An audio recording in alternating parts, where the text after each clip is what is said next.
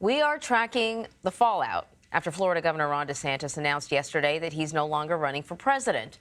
In a video posted on X, DeSantis endorsed former President Trump, who was once his rival for the White House. Now, following our second place finish in Iowa, we've prayed and deliberated on the way forward. If there was anything I could do to produce a favorable outcome, more campaign stops, more interviews, I would do it. But I can't ask our supporters to volunteer their time and donate their resources if we don't have a clear path to victory. Accordingly, I am today suspending my campaign. I'm proud to have delivered on 100% of my promises, and I will not stop now.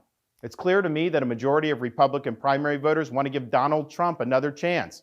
They watch his presidency get stymied by relentless resistance, and they see Democrats using lawfare this day to attack him.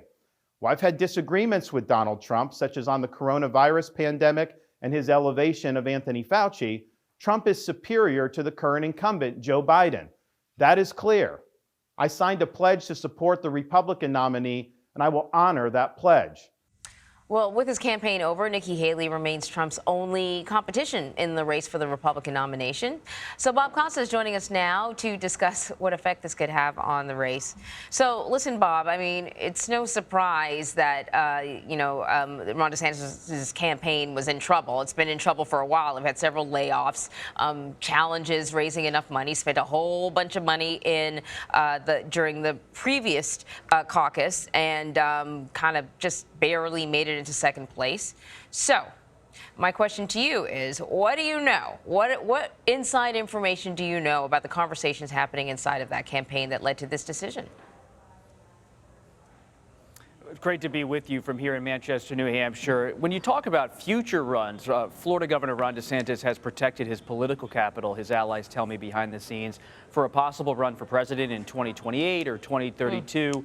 By having that second place finish in Iowa, they're arguing to him privately he can walk away with his head held high politically, save his stature for the future. And he's a young man politically speaking. They think he has future runs in him. At the same time, his exit from the race creates more space for former Ambassador Nikki Haley to get some traction here in New Hampshire. The question for Haley, for her campaign, for her donors, for donors who are sitting on the fence wondering what to do, is whether she can get within single digits of former President Donald Trump, the frontrunner. If she can do that, I'm told by her allies and her donors, they expect an influx of money to come behind her in her campaign. But if she's more like 10 to 15 points behind Trump, it's going to be hard to say she has a real path to the nomination.